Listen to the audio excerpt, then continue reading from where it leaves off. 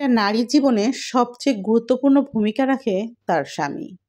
তার স্বামী যদি ভালো হয় তাহলে তার অর্থ সম্পত্তি, টাকা পয়সার কোনো প্রয়োজনই হয় না। তাকে গুরুত্ব দেবে, তাকে ভালোবাসবে, তার ভালো মন্দ সব দিক খেয়াল করবে। এরকম মানুষ যদি জীবনে পেয়ে থাকেন তাহলে আলহামদুলিল্লাহ, আর না পারলে তারা তো বুঝেই তাদের জীবনটা একেবারে জাহান্নাম। তো আসসালামু আলাইকুম বন্ধুরা, সবাই কেমন আছেন? আশা করি ভালোই আছেন। আলহামদুলিল্লাহ আমিও ভালো আছি। সকালবেলা উঠে যে আমার ডেলি রুটিন শুরু হয়ে যায় নিহালকে খাওয়ানো। এটা তো আপনাদের সাথে শেয়ারই করা হয় না। ওকেও তো আমাকে 3 ঘন্টা টাইম দেওয়া লাগে 3 বেলা খাওয়াতে। এক গালে দেব একবার, সারা ঘর বাড়ি ঘুরে আসবে, লাফালাফি ঝাপাঝাপি তার মুখের মধ্যে থাকেই যায়, সহজে সে খাবে না। এক গাল নিয়ে 1 ঘন্টা কাটাই।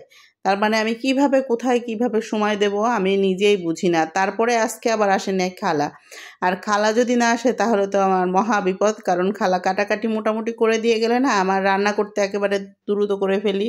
এরপরে ঘর পরিষ্কার আছে, গোছানো, এগুলো তো আসলে প্রতিনিয়তর কাজ, এগুলো মহিলাদের করতে হয়। একদিন যদি ঝাড়াফিকা না করেন, ঘরের কোনো জিনিস না মুছছেন, পরের দিন দেখবেন যে কি পরিমাণে ধুলা পড়ে আছে।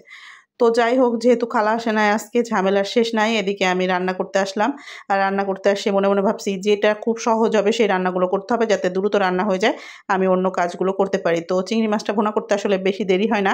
আর এদিকে কালকে একটু বাটা মাছ নিয়েছিলাম, সচরাচর আমি এই মাছটা খাওয়াই হয় না, তো নিলাম আর কি, যে দেখি কেমন মজা লাগে। আসলে ভালোই লাগে খাইতে, খেয়ে দেখেছি। তো বাটা মাছটা ভালোভাবে ধুয়ে রেখে গিয়েছিল খালা, তারপরে আমি লবণ হলুদ দিয়ে ভালোভাবে আরও ধুয়ে নিয়েছি। তো ধুয়ে সেটাও পরিষ্কার করে নিয়েছি, যেহেতু আমি একবারে গোছগাছ করে রান্না করতে আসি, এই জন্য ঝটপট 2টা চুলাতেই দিয়ে দেবো। এদিকে চিংড়ি মাছটা রান্না হচ্ছে, ওইদিকে আমি আবার সব কিছু কাটাকাটি করে নিচ্ছি। একসাথে কয়েকটা কাজ করছি, তো এই জন্য আর কি সব কিছুই দেরি হয়ে যাচ্ছে। মানে একসাথে অনেক কিছু করলে মানে ঝামেলা বেশি হয়ে যায়, মানে এলোমেলো হয়ে যায় ঘর বাড়ি, মানে রান্নার কাটাকাটি।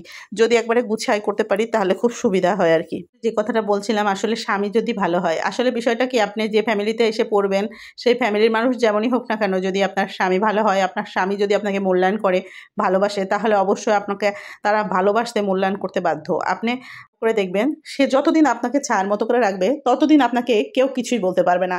কিন্তু যদি সে সামান্য পরিমাণও আপনার কথায় সে মুখ করলে আর কি, আপনার জামাই, তো তখনই দেখবেন যে তারা আপনার নামে আরও 5টা কথা লাগাই দেবে, সেইগুলো নিয়ে ঝামেলা করবে ফ্যামিলিতে, মানে নানা রকম বিষয়ে জড়ায় যাবেন। তখন দেখবেন যে আপনি কোনো রকম কিছুতেই শান্তি পাবেন না। এই জন্য আমি প্রত্যেকটা মেয়েকে বলতে চাই যে স্বামীর সাথেই হোক আর যার ফ্যামিলির যে কারোর সাথেই হোক আর কি, শ্বশুর শাশুড়ি যার সাথেই হোক না কেন, সেই বিষয়টা নিজের মধ্যে রাখবেন, নিজে হ্যান্ডেল করার চেষ্টা করবেন। নিজের বাপ মার বাসায় এগুলি প্রকাশ করবেন না, দেখবেন যে ভালো থাকবেন, শান্তিতে থাকবেন। আবার নিজের জামাইয়ের কাছেও প্রকাশ করবেন না। অনেক কথা আছে না যে তোমার মা এটা করছে ওইটা করছে, এগুলি বলতে যাবেন না, বললে এগুলি সমস্যা আরও। কারণ আজ না হোক কাল হলেও সে আপনাকে ওইটা নিয়ে কথা শোনাবে। যাই হোক, তো যে যেখান থেকে ভিডিওটা দেখছেন, ভালো লাগলে লাইক কমেন্ট শেয়ার করে পাশে থাকবেন। এখানে শেষ করলাম। আল্লাহ হাফেজ।